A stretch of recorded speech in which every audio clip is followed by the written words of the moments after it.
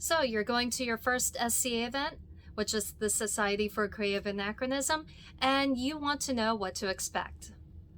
Follow along. But first, before we get started, please select thumbs up that you like the video. It helps with the algorithm. If you have questions or comments during the video, please post them below. And please click subscribe and ring that bell to be updated when new videos come out. So my name is Lynn and welcome to my channel. I have been part of the SCA since I was 16 years old, so my whole adult life I have been a member of the SCA. And this video is to help anyone new to the SCA kind of prepare yourself for what to expect for your first event. Before the day of the event, I suggest checking out the website for the event. And on the website, you should find important information such as the daily schedule, the site fee information, and any other pertinent information such as if there will be lunch available or feast available for dinner, and if so, how much, maybe what the menu involves. If you have any food allergies, this is a good time to look at the information for the event before attending the event. Also, it has information on if it's, say, a weekend event or it's in a rural area, maybe local hotels or camping information. So for this video, we'll just say that hypothetically, I've never been to an SCA event before, and today I've decided to go to my first event dressed as I am. I would drive up to the site, and with that, I should at least know where I'm going. That information would be on the website, but as I'm getting to the location, you'll probably see signs along the side of the street that will say SCA with an arrow pointing to where you need to go. And then once you get there, you park and then you find where the entrance is. You might find signs that say gate, it might say troll, just depends on the location in the SCA and what the preference is. But you need to go to the front gate, and as you walk up, there will be a table there. It might be, if it's inside the building, it'll just be a table by the front door. If the event is at, say, a campground, then you will probably find the front gate inside of a tent right near the entrance. As you pull in, you'll find a spot to park your vehicle off to the side and then go into the tent or to the front table at the building if it's inside a building. And this is where you will pay your entrance fee, which is your site fee.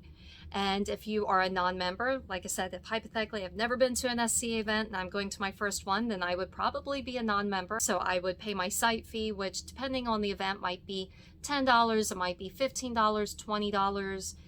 It just depends on if it's a day event, if it's a local event, if it's a large regional event, if it's a very large regional event, depending on if it's a one day versus, say, a 2-week camping event, the prices vary. And part of that also depends on how much it costs the local group hosting the event, how much it costs to rent that facility, and then they figure out approximately how many people will be showing up and then try to create the site fee based on that. So I pay my $15 site fee, I'm paying my $5 non-membership fee. There will also be waivers to fill out. So after you've paid your site fee and your non-membership fee, if you're not a member, and you've signed any waivers that you need to fill out, then you can ask about lunch, you can ask about feast, and if you wish to buy feast, if feast is available and they still have seats available, then you can pay for feast, which is the dinner. There should be a menu at the front gate for feast, just to let you know what is on the menu ahead of time, so that way if you are, we'll say if you're vegan, if you have any allergies, then you know ahead of time what's on the menu. Also, if you do not have any medieval clothing with you, you can ask for loaner garb, and most groups have a tub of loaner garb available. It might not necessarily fit you the best, but at least you will have a tunic, maybe a sideless dress. You will have something that they can let you wear for the day to help you fit in more if you so choose. If you decide for your first event that you wish to just walk around in your own clothing, in your shirt and jeans or whatever you happen to be wearing, that's fine too.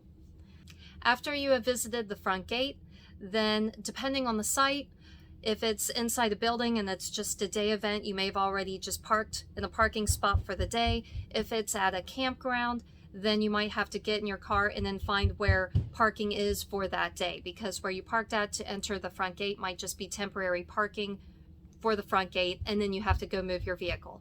After that, you park your vehicle, and then now is the time to set up. Again, depends on the event. If it's just a day event, you might have a chair to bring in, a table, your simple stuff. You might just simply want to walk around with a basket or nothing in hand and just walk around and take it all in. If you already have friends there, then you might want to find where your friends are at and set up a chair with them. If it's a camping event and you wish to go camping, then you need to find out where you're either, depending on the event, if there is assigned singles camping, if you are camping with singles, if you are camping with a group, where your group is located, and then go set up your tent. And then after you've either set up your chair, set up your tent, now is the time to go find out what you want to do for that day. At the front gate, they should have had a schedule that would list all of the activities for that day. If there's not a schedule, you could always go back to the front gate to ask about it. And this will tell you if you are interested in watching the heavy fighting, if you're interested in watching fencing, if there is an arts and sciences class you want to take. So if there's an arts and sciences class on, we'll say, Introduction to Blacksmithing, and that is at 10 a.m. Great. I've checked in at the front gate. I've put my stuff up wherever I want to have my stuff sitting for the day, and now I can go to my 10 o'clock class. And then at noon, maybe lunch is available. There's a lunch tavern. There might be a food truck, depending on the event. I can go buy my lunch, and then there's maybe heavy fighting going on. Maybe there's fencing. Maybe there's a dancing class. Again, it just depends on the event and what's going on throughout the day and what you're interested in. So it's whatever you wish to do.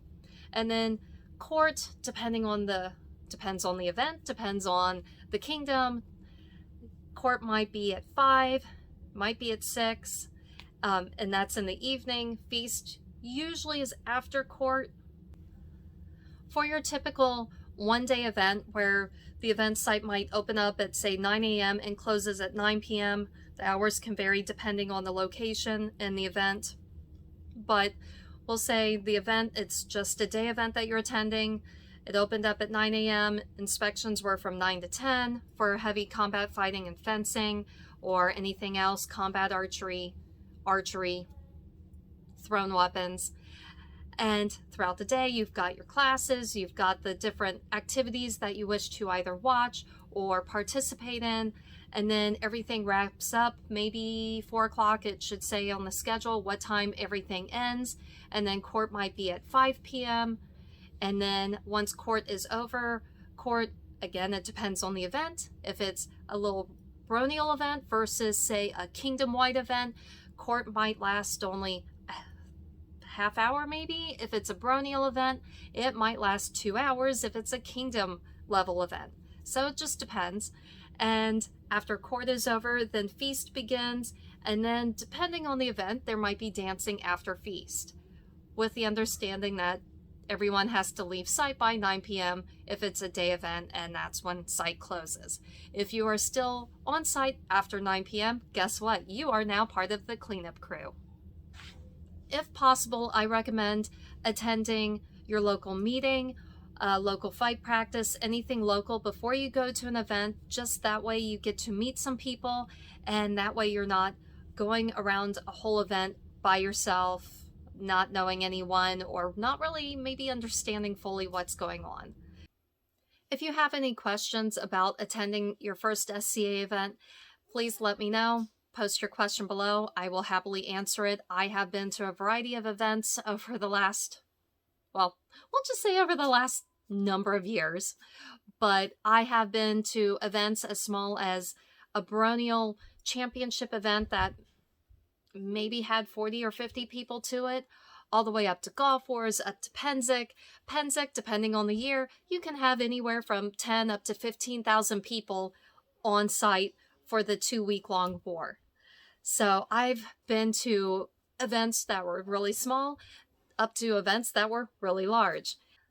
So each event, depending on if it's a local day event, if it's a weekend camping event, if it's a 2-week long war, maybe it's a 1-week long war, just depending on what the event is might determine some of the things such as where front gate is, maybe the schedule.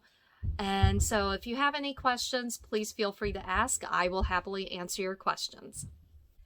Thank you for checking out my YouTube channel. If you enjoyed this video and would like to watch more of my videos, please follow the links on the side of the page. Please select thumbs up that you like the video. It helps with the algorithm. If you have any questions or comments, please post them below. And please click subscribe and ring that bell to be updated when new videos come out.